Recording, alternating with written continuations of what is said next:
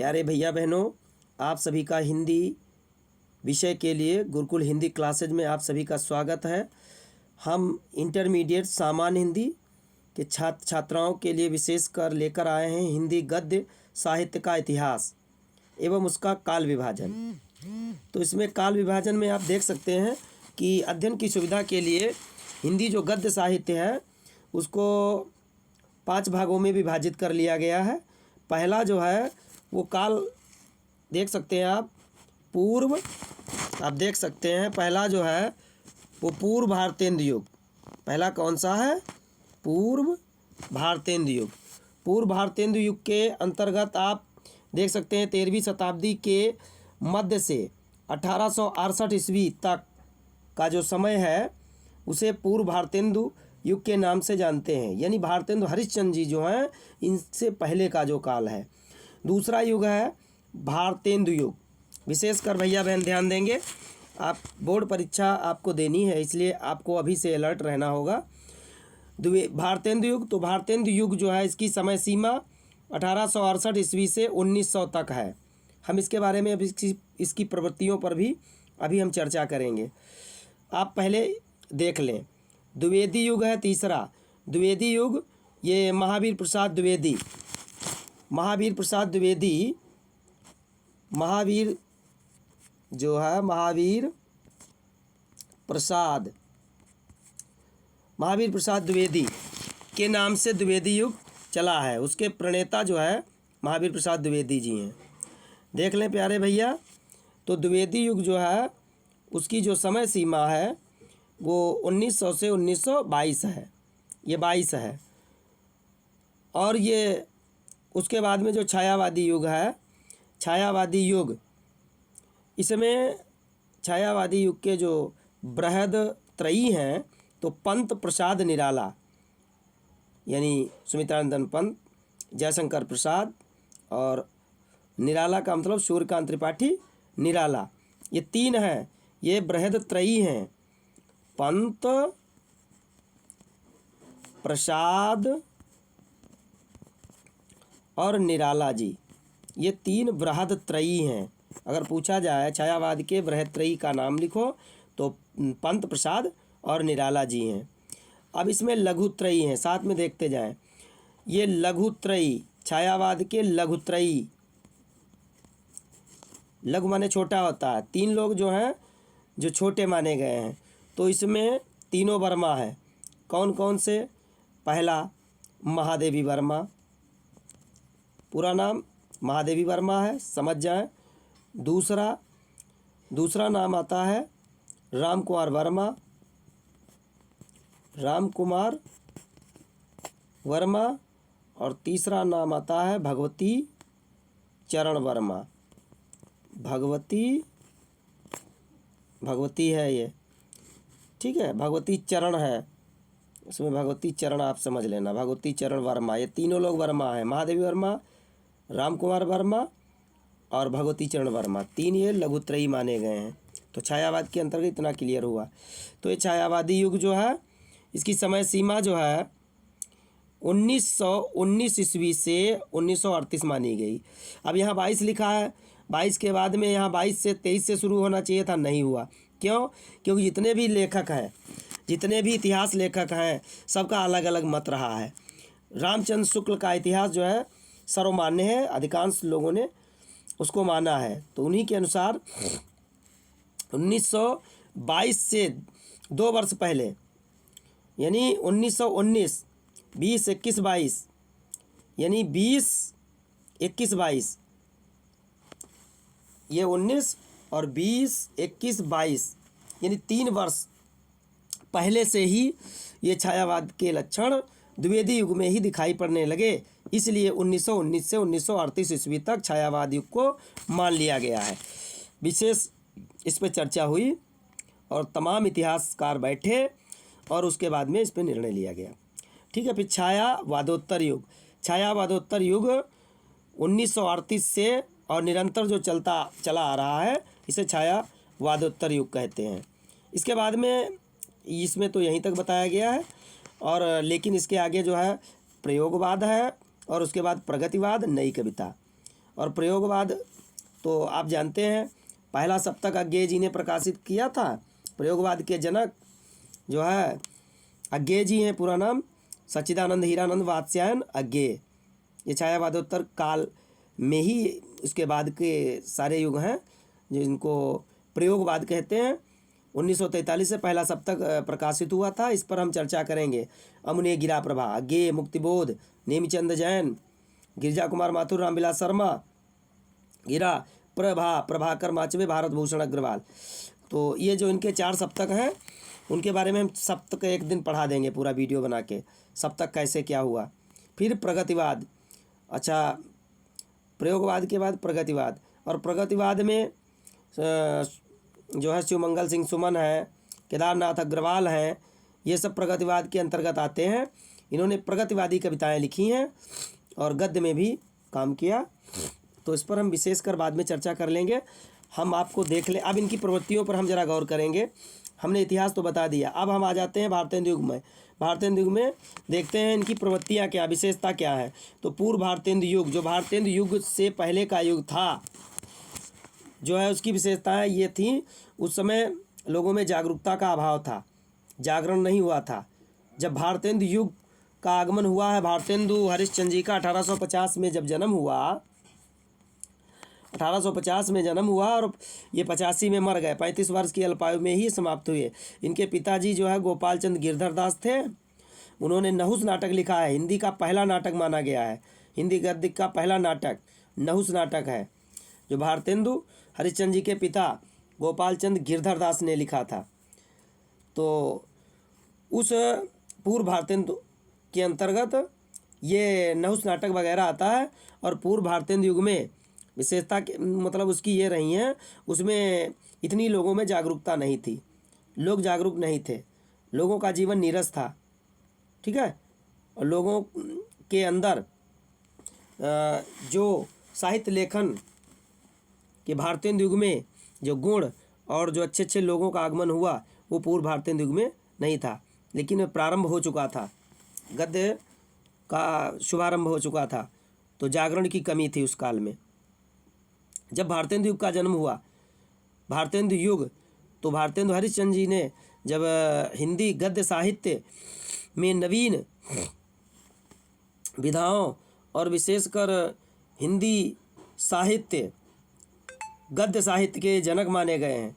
गद्य के क्षेत्र में भाषा का इन्होंने परिमार्जन किया, भाषा में सुधार किया, और विशेषकर राष्ट्रभक्ति, प्रकृति वर्णन, कुकै लगी कोयले कदम बन पे बैठ फेर धोए धोए पात हिल हिल सरसय लगे, प्रेम माधुरी इन्होंने लिखा। प्रकृति का इन्होंने बड़ा ही मानवीकरण किया, प्रकृति का सुंदर चित्रण किया, प्रकृति का वर्णन इन्होंने बहुत अच्छे ढंग से किया। काव्य के क्षेत्र में भी इन्होंने कार्य किया।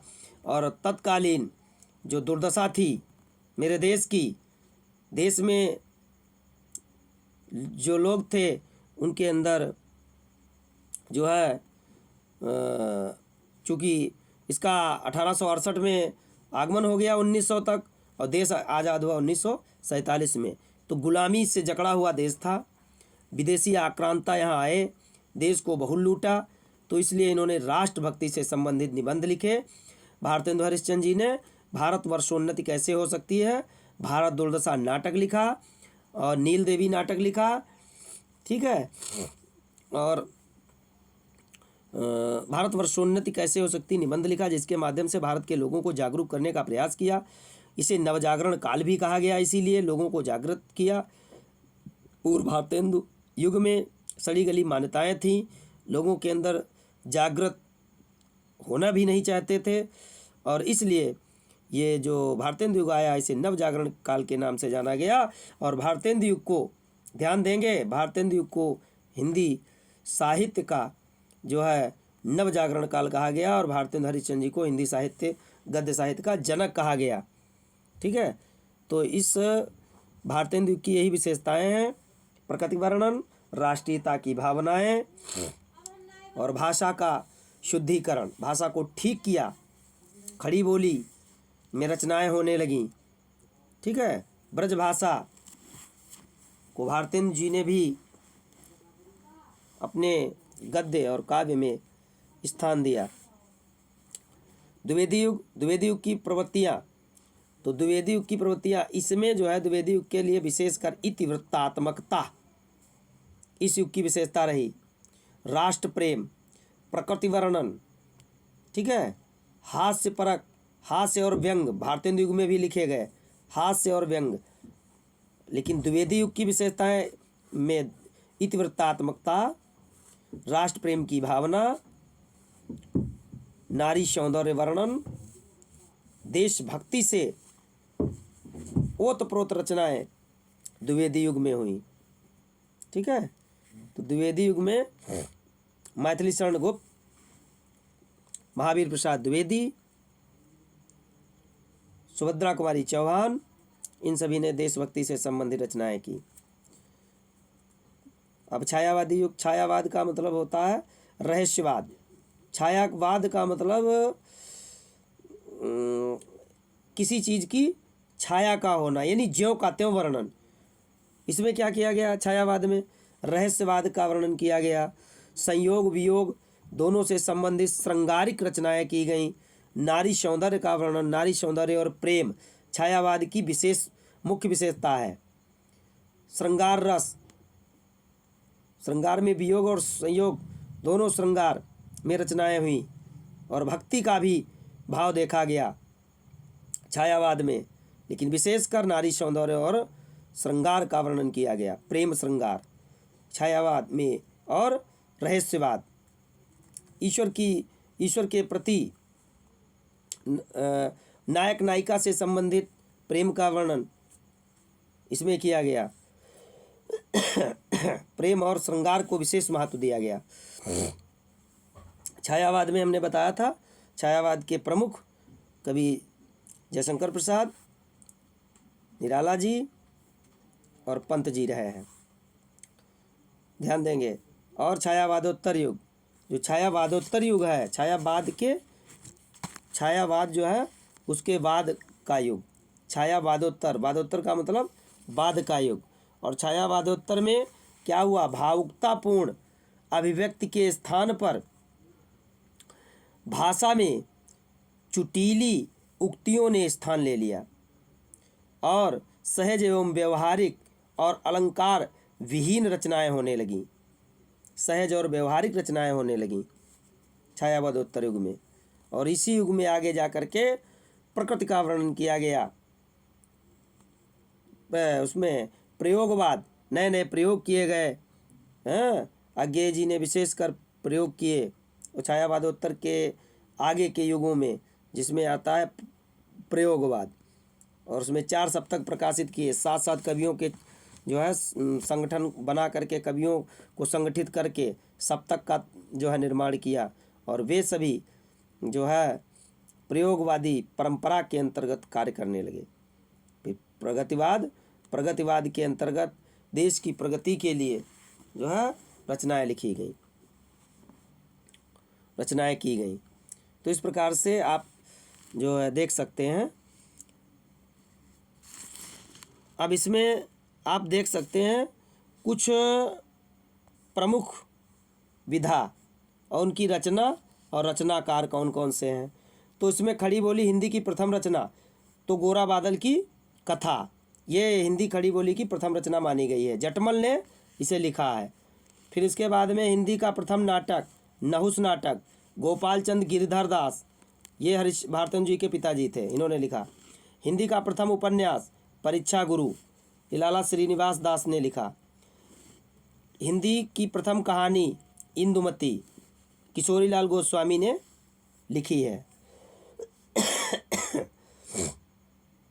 रानी केतकी की कहानी को भी हिंदी की प्रथम कहानी माना गया है, लेकिन रामचंद्र शुक्ल ने प्रामाणिक हिंदी की प्रथम कहानी इंदुमती को ही माना है। ठीक है, कुछ लोग मानते हैं रानी केतकी की कहानी को मानते हैं, लेकिन वो प्रामाणिक नहीं है। जो रामचंद्र शुक्ल हैं उन्होंने इंदुमती को ही माना है। हिंदी का प्रथम यात्रावृत्त सरयू पार की यात्रा भारतेंदु हरिश्चंद्र जी ने लिखा है, ये प्रथम यात्रावृत्त है। एक और याद कर लें, हिंदी का प्रथम सामाजिक उपन्यास कौन सा? सामाजिक उपन्यास, ये इसमें नहीं आया है, सामाजिक उपन्यास। तो सामाजिक प्रथम उपन्यास कौन सा है? तो ध्यान देंगे बच्चे, हिंदी का प्रथम सामाजिक उपन्यास जो है वो भाग्यवती है। भाग्यवती, इसको नोट भी कर लेंगे पढ़ते पढ़ते। ये भाग्यवती है। ये श्रद्धाराम फुल्लौरी ने लिखा है। किसने?